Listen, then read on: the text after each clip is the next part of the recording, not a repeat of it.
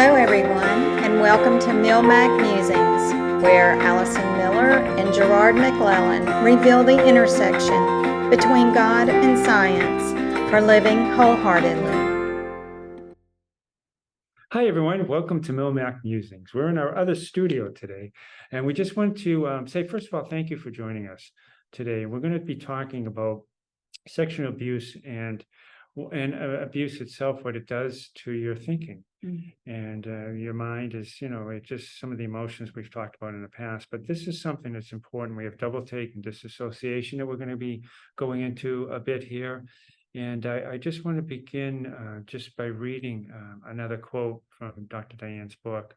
And we've referenced that quite a bit for this particular subject because it really, really is something that we've talked prior to the podcast also too about the abuse in the church too. And that would be for another podcast. But all of this combined happens to the people who are really going through the sexual abuse, both traumatic and complex trauma too, with the continuing ongoing abuse. So I just wanted to just mention a few things here from Dr. Diane's book. And again, she's a forerunner in the movement. So that's why we really feel very confident going to her resource here, because it's helpful. And it's really we're all here for interpersonal relationship, and her work is a pioneer of what we're doing. And we are going to carry the torch forward, and we are going to be shouting it from the mountaintops. So this is about double thinking, right? Correct. Okay. Yeah, this is double thinking. I'm just going to give you first a quote and then an example she uses. So we're going to be listening to the voice of the survivors as they describe their distorted thinking. And then she's going to explore the areas of doublethink and disassociation. So here's an example of one of the people that she has counseled. My mind would ruminate on thoughts that would be against me as a person, against my worth, repeating old lies from my youth. My thoughts never rested. I would go from one negative panic thought to the next. I would draw conclusions about others, and myself based on thoughts and feelings that were not attached to anything in the present. And that's kind of going back to what we've talked about for all of the abuse. This is what happens when you you're detached. And so as you're going through all of these things, you have such a distorted view of the lies that you believe about yourself based on the perpetrator and the care environment that you grew up in, and in particular if it's a caregiver that you suffered the abuse from. It's the confusion. You as a child are egocentric, and you're saying, okay, it's me, and it's just the way the child is. It's I did something wrong, because they can't comprehend the evil that's behind what's happening. And there's just a quick note, the eyes of an abused child see everything as a blur. All truth is distorted. And that's just terrible. Yeah, I can't agree with that.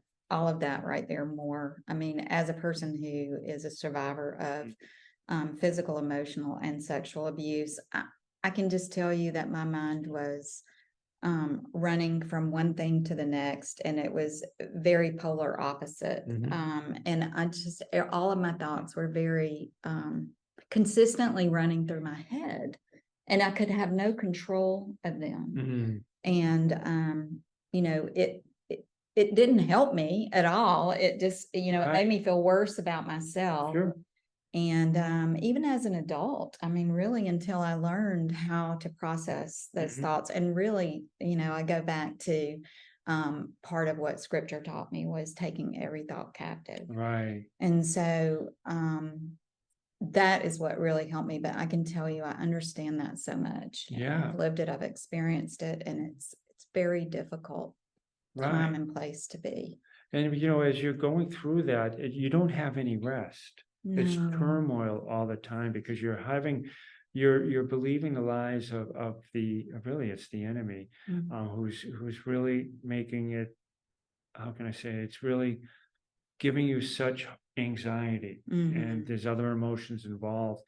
And the other thing too is you're keeping it suppressed. Yeah. You're not letting it out because you think that people out there will not understand you, first of all, and then they will be against you for what's going on. Yeah, and you also, I mean, it's anxiety and it's fear. Then the fear part of it is like you think that everybody sees what you're thinking. Right.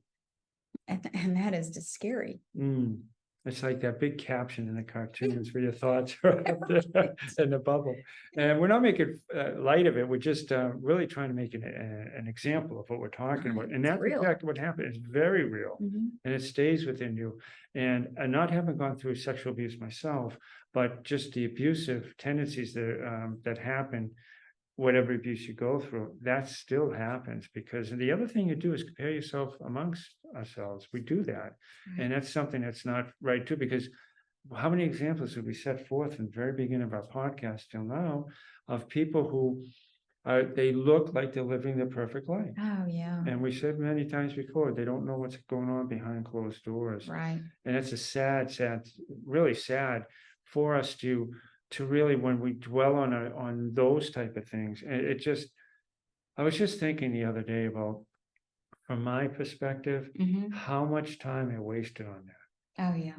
How much time I thought all of these type of emotions that were unprocessed, and how the shame, and you had sometimes guilt, sometimes shame, and just the lies about yourself that you were believing. Yeah. But I mean, even in those moments when all of that was happening, Mhm. I mean, you only know what you know. So you Yes. can't, you're operating in the best way that you know how with the information that you have in that moment. Right. So really, until you learn about what this really is, what it looks like, how it affects you, then you can't be in the present. You Right. can't Mhm. escape that Mhm. thought process, That's that a way great of point. thinking. Very good point. And as we're going forward with this podcast, again, it's this double thinking, disassociation. Mhm. This is heart wrenching. This particular example of what Dr. Lamberg had mentioned. This is something where, if you listen to the voice of the survivor, the two different occasions she describes her father, Mm. and we'll start out by, my daddy was a wonderful man. Everybody loved him. My parents had parties and sometimes let me come. He told jokes and entertained everybody. He provided a good living for us, for his girls, mom and me, and my two sisters. Then she, Oh, pause just for a minute, Mhm. just because I want to interject. Sure. This young girl is talking about how wonderful her daddy was Mm, and the wonderful things that he did for them, Right. and how they got invited to the parties that their parents had, how they felt a part of the family because of that. right. And she loved that. Mm, And so that is her first way of thinking. right. And that's the confusion.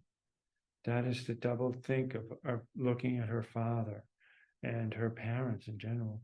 Her father was the perpetrator, but to look at, and then again, it's egocentric. Right. So they're looking at the good, Mhm. and then they look at the bad. Yeah. And it's just a way, because of how it damages their thinking. And it's something that is documented, well documented. Right. But as you look for the next example here, do you have anything else on that? I was just going particular- to say, we don't know how close these thought processes were, but Mm. this is such an example of double thinking. So Right. now her other thought process about her Right. father. Yes, thank you. My father terrified me. He would drink and come after me and my sisters. We would hide in closets and under the bed. He always found one of us, and you could hear him raping whoever he caught. Mother was either gone or just cooking dinner. They were such wonderful people. Why do you suppose they let this happen to us? So as you can see, the mind does play tricks. Yes. It really does. And it's, God designed all of this, and as you're going through it, you're seeing the example of what the mind of in the brain, how it functions, and how you're in protection. When Yeah. you're in protection, you're trying to figure this out, and your emotions are part of this. So her emotions are definitely in both of these, and she's just confused. And she's lived that way. Yeah. So what do you think she's trying to do? I mean, she's got those two thoughts and she can't really control that she has those two thoughts. Mhm. She has this wonderful view and perspective, and then she's got this distorted view Right. and perspective. So, I mean, as our mind can fool us, I think about, like, what is this young girl trying to do? Is she protecting her? How is she protecting herself? What is happening? Right, that's a good question. So what's happening is she's in a very unsafe situation, but she has to do whatever she can to survive. So we've always mentioned about the inner child who's doing this, who's making a way for the inner child, for the child to survive this cruelty Mhm. and this abuse. And as she's walking out, this is an adult, she's talking this way as well. And when she gets to that point, that's where counseling, that's where Jesus comes in, and the healing process takes place, because you really have to, you can't reconcile the two. You come out with the truth from the Right. double take, Right. because something happened to be thinking this way and then thinking this way. And as you're moving forward through your childhood, again, you have to stay safe. Right. And these are the ways that you come about with the tools for the inner child. For when I say inner child, I'm talking as an adult, but also when you're a child, you're working your way through this Yeah. horrific situation. So we carry this stuff with us into adulthood. Right, And then we believe these distorted right. lies. I mean, really, it's distorted truth is what it is. It's not That's a truth. And great even point. in her second description of her father being so wonderful, she then questions, if they're so wonderful, why would they be doing that? Right. That's so not what God designed us Oh, for. yeah. And that, I sigh because his heart must be is Broken. It's just broken, for a great word for that, because of what, again, we have the free choice. Yeah. And, we were just going to touch this briefly. Generation mirroring comes into play too. So there's a host of things that come in, Right. but he's brokenhearted. So he's there. And again, we're bringing this up because we have the neuroscience and the biblical aspect, and Jesus has created everything. Mhm. So when we're working with, counselors, we're working with small groups, we're working with ourselves, Mhm. we have to have God with us, Right. and we have to bring everything to the light. And it's not easy. So what we've been mentioning over the last number of podcasts to talk about journaling or bring in, writing, whatever you feel, comfortable with, but it's hard work to do. Right. So that's something that we really have to do, and Mhm. in order to get healed, to get to the other side. And again, it's always a work in progress, and you have daily triggers and stresses. But as we talked about, once you get through it, you can step back and understand why these triggers took place. Yeah. And I can tell you, I mean, you talking about having God with us. I mean, we don't see it all the time. Mhm. But in reflection back on years of having gone through challenges and difficulties and oppression in this way, Mhm. I'm able to look back and see where God was. Right. He was there with me, but because of the way that I thought and because of the things that had been done to me, and I didn't know how to think any differently, Mhm. I didn't think he was there. Right, exactly. And again, it's in Romans 12. I love Romans 12, 1 and 2, but he says to renew your mind. Yes. And it's there for a reason. Yeah. And we as counselors and caregivers and people who come alongside of people and people in the church who are helping people, who are helping to recognize the trauma Mhm. that people are facing. We have to do that. We come in and we are God's light, and through us, again, in of ourselves, we're nothing, but with Right. him, we help each other. It's just an amazing way God has designed it all. So do you have anything else to add before? I was just gonna say he designed us to need each other, to help each other to grow. Absolutely. Mhm. And we're here to help each other heal, Yes. and to strengthen, to be a part of the process that will take it from point A to point B, which is something that will help you in the long run live the life that I'm hoping for you to live, which is wholehearted. Right. So I'm going to just mention something here. Another example of doublethink is thinking on the one hand that you have no hope of escape, and on the other hand, it will be a better tomorrow. And that's just a way for us to get through it. Yeah. To get through the abuse that's happening, being perpetrated on the individual. And God designed it that way too. He helped Yeah. us to be able to do that, but it's not the healthy way that we need to function in life. Unfortunately, things happen through whether any type of abuse, but we're talking about sexual abuse, and it's a horrific act. It's absolutely not the way that God designed us. If God designed a family, a mother and father, and extended family for that matter, to be caring, nurturing, to be supporting, to guide, to instruct in a very godly way. Loving and kind and Right. gentle and tender. Tender, exactly. Mhm. And when you're in an abusive situation like that, that's totally against everything God has designed us to be. So again, I know that must grieve his heart Yeah. to see it. But even having that no hope of escape one day, and then the hope that one day you will get out of it and there'll be a better tomorrow, is almost to me symbolism of God's presence in our lives, Mm. because he's the one that has given us that hope. He's the Right. one that buries that in us. And like you said, it's not his design for us to have to go from one day to the next, back and forth, back and forth. It's an emotional roller coaster. Very much so. But to be able to finally get to that place where that's not there anymore, and you are in a safe place, and you Right. are being able to live from a heart of truth and understand really the way that God designed you. Exactly. I think the truth is so important. And Yeah. so you can see the two areas that need to be reconciled as you're moving forward, because again, you're in a situation as a child that you're looking for safety, Mhm. and you're looking for somebody to take care of you, and you're so confused. Somebody is taking care of you in some way, but you're taking that as the way that's safe, and you want to keep in that. The safety is so important for a child, because what else are they going to do? Oh yeah. They have no where to go. They have They come into the world with a dependence Right. on the people that have brought them into the world to provide that for them. Right, exactly. So it's a situation where, again, trying to face the truth. I know for me it was one of the most difficult things. Yeah. And I think that as we're reading these examples, we're hoping that you're getting the understanding of the importance of doing this. Again, hard work, and I've said that a number of times, but hard work, but it's so rewarding to finally see the truth about yourself and the way God sees you. Mhm. That's the most important thing. Yeah. And I can tell you that in my experience, I searched, I searched and I searched and I searched. I searched in all the wrong places. Right. And it really wasn't until I really understood my worth and value in Christ Mhm.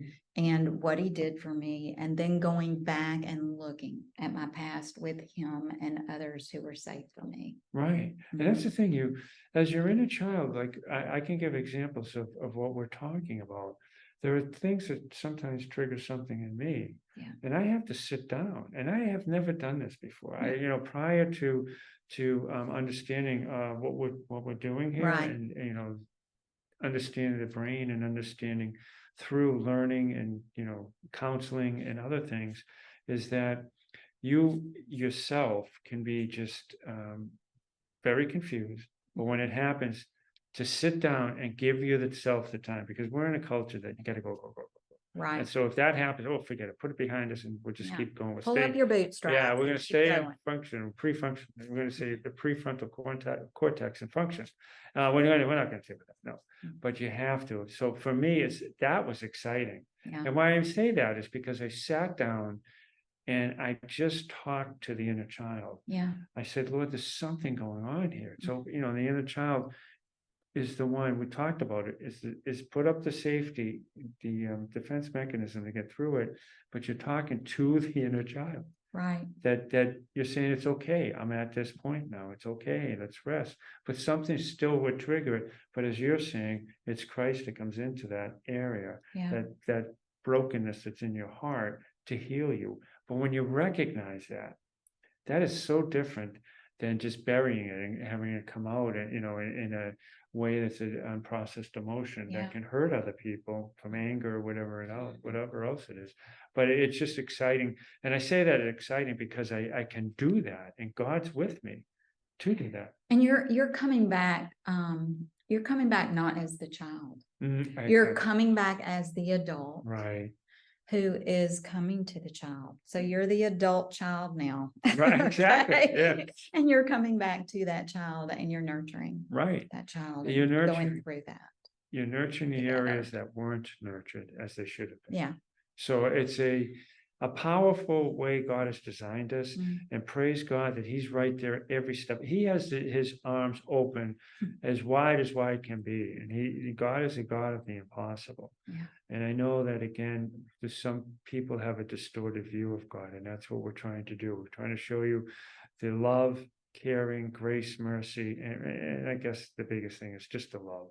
I love, and then he has good things for you. Right. He designed you for good things, not for a life filled with these types of things or the haunting of these types of things. Right, exactly. And just again, as I said earlier, the wasted time Right. of all that. And it's just a shame. It's not blaming everybody, but God wants you to live wholeheartedly. Right. And when you're not doing that, you're not living His best for you. And that's just sad. Yeah. And so we're hoping to at least, whatever stage in life you're in, Right. we're just hoping that these tools that we will provide for you and have provided through the podcast, at least the understanding of them, to really bring it to the next level that He wants you at. Right. Okay, on that one? Yeah. All right. So I'm going to start with disassociation. Many survivors simply refer to it as spacing out. Disassociation helps the survivor get away physically or emotionally from abuse. You can disassociate from the feelings in your body, from the emotions, or from the reality of what is happening. Some survivors do all three. And I'm going to just give you a couple of examples of this. He would turn me upside down on the bed and rape me. I would pick out a flower on the bedspread and concentrate on it. Eventually, I would go into the flower. Then I could not feel what he was doing.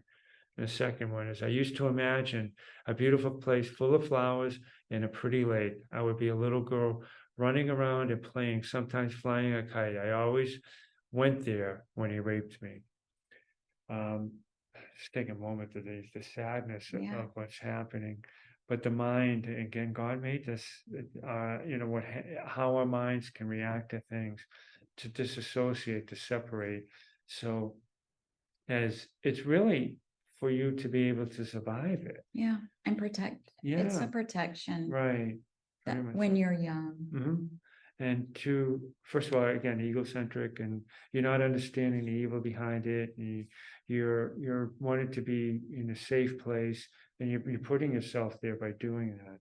Because if you can separate the heinous act that's going on, you will survive. But it's not the way God designed it. But it's a way for you to, I guess, escapes a word you can use. It gets you to away from exactly the physical pain and the physical abuse that you're suffering at the hands of the perpetrator. And it's a very delicate subject, and it's something that's important to bring out, because people who may have been abused or who are abused or have been from a sexual nature, that is something that they need to do to survive. To get through that safety childhood. It's a coping mechanism in the moment. That's a great way to put it. Thank you. Coping mechanism in the moment. Great way to encapsulate the true feelings of what's going on, or the true example of what's going on there. As we've talked about so much with what the mind can do, and again, we're looking at your prefrontal cortex, your midbrain, and your limbic, which is the emotions, and you can see how they all interact. And the sadness of the abuse that's been perpetrated by others on an individual really can take its toll on people who are caretakers too, survivors obviously, but then even the caregivers who are the new caregivers of the people who are coming alongside them. But you have to, from my perspective, one thing that's important is just to listen. Again, it's the act of listening that helps people. And then, you don't just go from this, what I just explained, as you're an adult seeking counseling, to trusting the individual. Right. You just won't do that. Right. And that's a point that I want to really just make a direct point here, is a better way to put it, that in order to move on, you really have to trust that person, that safe person, which we've mentioned many times. And that's built. Yeah, it really is. It really is. It takes time and as I know for myself, as going through the abuse, it was always wonderful to have somebody who would just listen to you. They didn't have to do anything. They just had to be there and listen to you. And, to come alongside you. And I guess the one word we've talked about so many times is empathy. Yeah. They're sitting here, I'm here with you. And validation. Right. And all of that, listening, empathy, and validation. Right. So those are key components to what we're talking about here. Yeah. And I'm just going to bring one more thing on the disassociation. The ability to disassociate is very high in school-age children. If you were that age when you were being abused, it is very likely that you use that capacity as some key word you just said, coping mechanism. But when, but what was helpful to you as a child can be very dangerous to you as an adult. And we mentioned this before.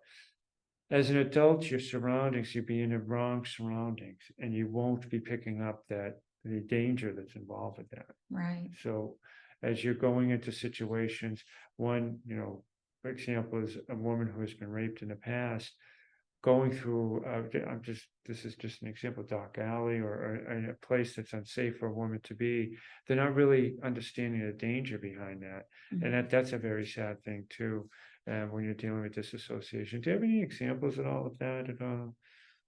Just being, you talking about the woman in the dark alley. I Uh-huh. mean, she's not even thinking in the moment that she goes in there that there is anything for her to be afraid of. She's just walking through there and then something comes out of the dark Right, and happens to her, and she never connects the fact that it was walking through a dark alleyway at night by Right. yourself. right, But as far as disassociation, it makes me think about in your life, because you're trying to protect yourself, and it's a child issue. Mhm. Okay. So you're learning to do this as a child. You're learning this coping mechanism. But as you grow into adulthood, if we haven't dealt with these things, we learn different types of coping Mhm. mechanisms. And it can be, and we can talk about this at another time at greater length, but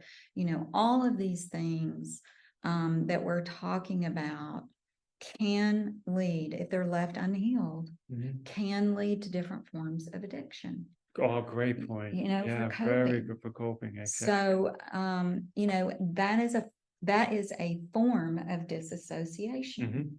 You're removing yourself from actually what you're feeling. Right. So you can medicate yourself, whether it's self-medication, whether it's prescriptive medication, whether it's alcohol, whether it's drugs, whatever it is, to keep you from feeling the pain that you're feeling Right. while you're going through the emotions of your past. But Right. once you reconcile those and get those healed, your Mhm. chances of overcoming that other coping mechanism Right. That's a great are point. so great. Oh, yes, absolutely. Because again, it is a coping mechanism. Right, And that's where all addictions are that way. right, And, we talk about just brokenness in general, but we're also talking about all these abusive situations, which creates, deeper brokenness. right. And it's so important to understand that's why on some of and I'm not against any of the 12-step programs, Mhm. they are good, but if you still have to get to the root cause of the addiction. Right, You're not strong enough to overcome it on your own strength. right. You have to deal with what's underlying. And I'm not going to throw a percentage, very high percentage of all of these are the underlying issues, Right. such as adverse childhood experiences and so forth. So, we just wanted to kind of give an overview of a couple of these things that happen with your thinking. And that's important too for part of the healing process. Mhm. It saddens me to think all the people out there that have gone through it, but there's hope for you Yeah, as you continue your journey to get to the point where you can, bring everything to the light in your own time, Yeah. with people who are safe and people who are walking alongside you. And there is hope. yeah. Here is the beautiful thing about when you start working through this with someone, God meets you there too. Right. And it's just remarkable, truly remarkable, the progress that you can make when you have got a support team, when you Right. have got the people with you, they know how to help you, they're safe for you. And they know really what you need to look at in your life to be able to be triumphant Right. in what you've gone through and overcome it in a way that you can live wholeheartedly. Right. Yeah. And God really has already done this for us, but he wants us to walk in victory. Yes. He's done it for us, and he's here every step of the way. Right. I just want to read something here we just talk about truth. Truth is more important than memories. To live your life based on lies taught by the remembered events is destructive. Replacing the lies with the truth, and by God's grace, again, that is the key. God's grace, choosing new ways to respond to your life is what will bring freedom and change. Yeah. And that's what we are hoping to do in this podcast. I think we've kind of illustrated some examples of that. Yeah. And we're hoping that you are taking these examples, and if you have gone through it, just to take the time to use the tools and to do the writing and to bring that out into the open. Again, once it's in the light, the enemy has to go. Yeah, it loses its power. Very much The so. enemy loses its power over you. The lie loses its power. Very much so. Totally. Did you have anything else you wanted to add? Related to this, Yeah. or just to wrap up? Just to wrap up. The only thing I want to add is I'm really excited to share that we're going to be offering a course for survivors. And that course is going to start in January, the end of January. So please stay tuned to learn more about what we're going to be offering.